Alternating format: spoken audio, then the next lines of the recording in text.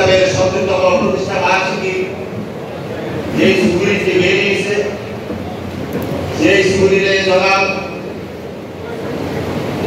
ABM মুসা যিনি আমাদের অগ্রজ এবং আমাদের প্রত্যেকেরই অত্যন্ত শ্রদ্ধার পাত্র ছিলেন মরহুম এবিএম মুসা সাহেবের সেই লেখাটি যদি আমরা পড়ে থাকি এবং আমরা এখানে যারা আছি এবং ব্যবস্থাপনা কমিটিতে যারা আছেন তারা ওই লেখাটা যদি পড়ে থাকেন তাহলে নিশ্চয়ই প্রেস ক্লাবের প্রতিষ্ঠার লক্ষ্য উদ্দেশ্য এবং প্রেস ক্লাব কোন পথে চলেছে সেই বিষয়গুলো আপনারা উদাহরণ করার কথা। আমি নগণ্য ছোট মানুষ হিসেবে আমি সেই লেখাটি পড়েছি, আমি যেটুকু পড়েছি সেটুকু আমি বলতে চাই। দল সভাপতি এবিএম মুসা সাহেব তার সেই লেখাতে স্পষ্টভাবে বলেছেন জাতীয় প্রেস ক্লাবে প্রতিষ্ঠা লগ্ন থেকে সিনিয়র যারা ছিলেন তারা সেই নাম ছোট্ট উঠিয়ে বসতেন, সাথে নানা রকমের তর্ক বিতর্ক তাদের মধ্যে উত্তপ্ততা তৈরি হয়েছে।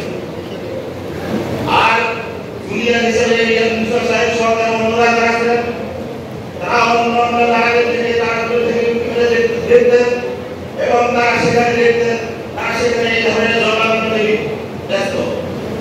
আর শেষ মুহূর্তে যাওয়ার সময় আপনি কাঁধে একজন হাত রেখে হাতে হাত ধরে তারা বেরিয়ে যাচ্ছে।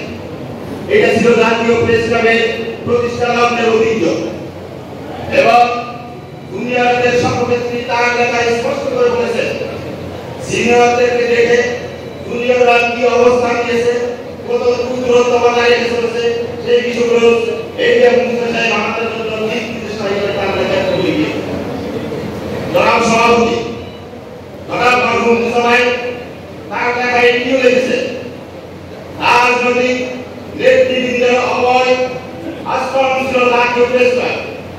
তারা যেখানে যে কোনো দুর্যোগ দুর্বিপাকে তারা জাতীয় প্রেস ক্লাবকে তাদের আশ্রয়স্থল হিসেবে বেছে নিতেন এবং এখানে এসে তারা গোপনে বৈঠক করে তারা বক্তৃতা বিবৃতি তৈরি করে বিভিন্ন প্রতিষ্ঠানে পাঠিয়েছেন এবং তারা এখানে মিছিল করে স্বৈরাচারের বিরুদ্ধে আন্দোলন করেছেন।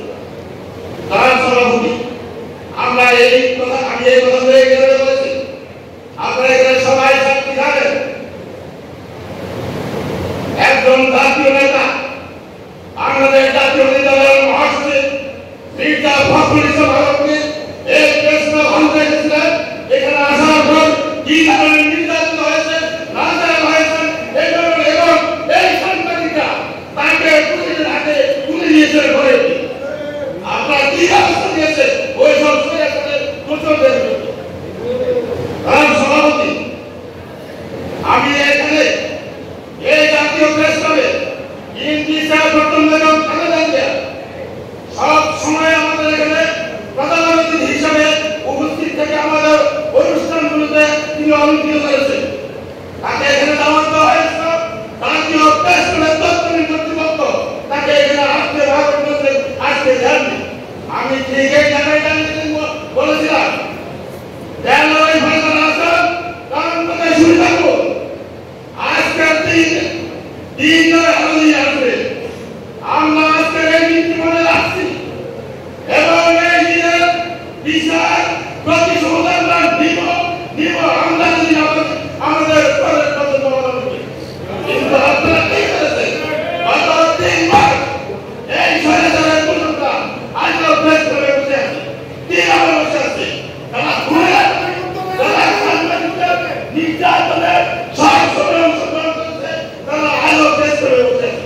কেন বসে আছে? আপনাদেরকে এই জবাব দিয়ে করতে হবে। সভাপতি আমি সর্বশেষ বলতে চাই আজকে আপনাদের কাছে এই সমস্ত প্রেসিডেন্টের মধ্যে যতক্ষণ পর্যন্ত ব্যবস্থা নেবেন ততক্ষণ পর্যন্ত জাতীয় প্রেস ক্লাবের নির্বাচন হবে না। আমরা নির্বাচনের জন্য এদেশের মানুষ আন্দোলন করছে, সরকার করছে। জাতীয় নির্বাচন সংস্কারের মধ্যে দিয়ে হচ্ছে আপনারা জাতীয় প্রেস ক্লাবে সংস্কার লাগে নির্বাচন সংক্রান্ত কোন ধরনের উদ্যোগ নিতে হবে না এবং জেলায় উদ্যোগের ক্ষেত্রে তারা পরিচালনা করছে